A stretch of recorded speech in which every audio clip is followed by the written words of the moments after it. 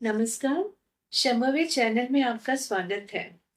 तो आज हम बात करेंगे कि नार्सिसिज्म है क्या? नार्सिसिस्टिक पर्सनैलिटी डिसऑर्डर क्या चीज़ है? और इसको हम सुलझा कैसे सकते हैं? क्या इसका इलाज संभव है? ये 2 चीज़ों पे हम बात करेंगे। बहुत सारे लोग ये जानना चाहते हैं। हमारे पास ओपीडी में भी आते हैं, प्रैक्टिस में भी आते हैं, तो बोलते हैं नार्सिसिस्टिक मुझे लगता है कि मेरी पत्नी है या मेरे पति हैं या मेरे ऑफ़िस मैनेजर हैं या शायद मेरे बच्चे में ये गुण आ रहे हैं। तो है क्या? पता कैसे चले कि कोई नार्सिसिस्टिक पर्सनैलिटी डिसऑर्डर उस इंडिविजुअल में है? तो इसके लिए ना शब्दों पे आपको बहुत ध्यान देना पड़ेगा। Narcissistic personality disorder. नार्सिसिज्म हम सब में होता है। आप में भी होगा जो आप सब सुन रहे हैं, हम में है, हमारे जो जानवर हैं, हमारे साथ घर में पेट्स हैं, कैट्स हैं, डॉग्स हैं और भी जो हमारे अ, पशु पक्षी हैं, सबके ईगोज़ होते हैं, सब में नार्सिसिज़्म विद्यमान होता है। एक छोटा सा बच्चा उसे बोलना नहीं आता, लेकिन ईगो है ना, आप उससे थोड़ा आँख दिखाइए या उससे बात मत करिए, वो भी रूठ जाएगा आपसे। तो नार्सिसिज़्म मतलब अपने आप को थोड़ा सुपर समझना, ऊपर रखना। तो हर कोई चाहता है ना कि मैं सबसे बढ़िया क्लास में आऊँ या सबसे अच्छे नंबर लूँ या मैं सबसे अच्छी पोज़ीशन लूँ, मैं सबसे अच्छी जॉब मुझे मिले। ये तो नॉर्मल है। मगर नार्सिसिस्टिक पर्सनैलिटी डिसऑर्डर, सो ये वर्ड है डिसऑर्डर। डिसऑर्डर तब होता है जब नाक, कान, मुँह तो सबका है ना? तो पर्सनैलिटी हम सबकी है, लेकिन अगर नाक इतनी लंबी हो जाए किसी की, एक आँख इतना बड़ा-सा हो जाए, बाकी एक छोटा-सा नॉर्मल रहे, एक आँख इतनी पिचकी हो जाए, दूसरी इतनी बड़ी हो जाए, तो वो डिसऑर्डर है ना, वो एबनॉर्मल है।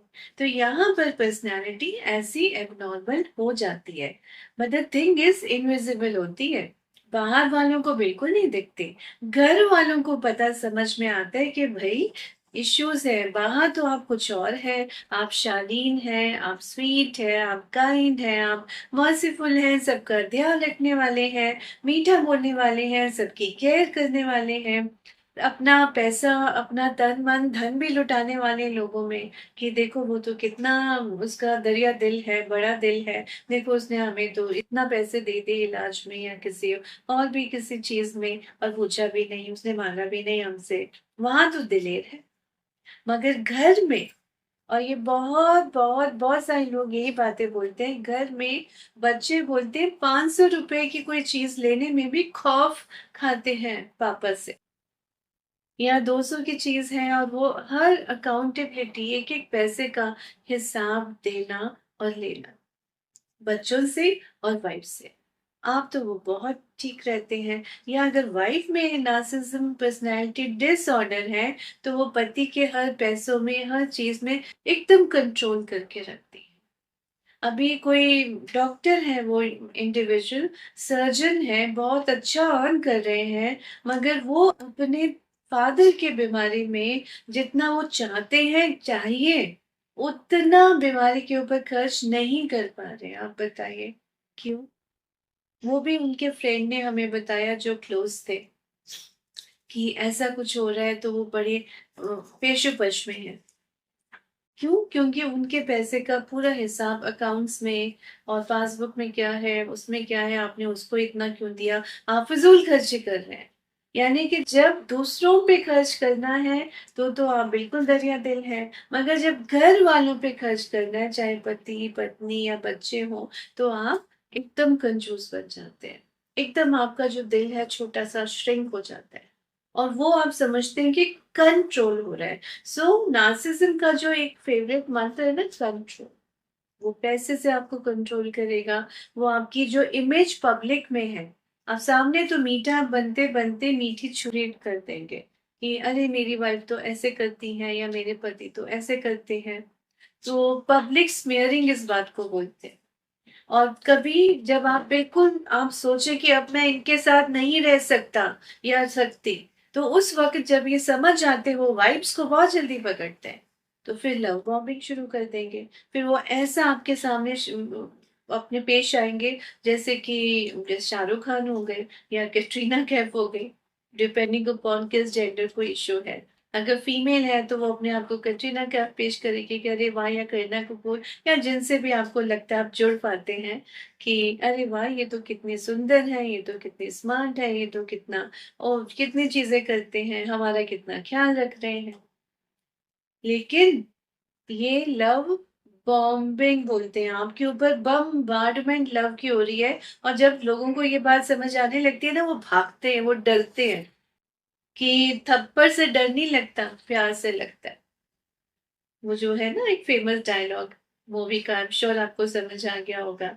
तो प्यार से भी डर लगता है, इतना खौफ होता है कि लव बॉम्बिंग हो रही है, इसके बाद अब देखना डिस्कार्ड होने लगेगा, हमें बी लिटिल करेंगे, हमारी इंसल्ट करेंगे, छोटी छोटी बातों में क्रिटिसाइज करेंगे, बच्चों के सामने, अकेले में भी, सबके सामने में भी।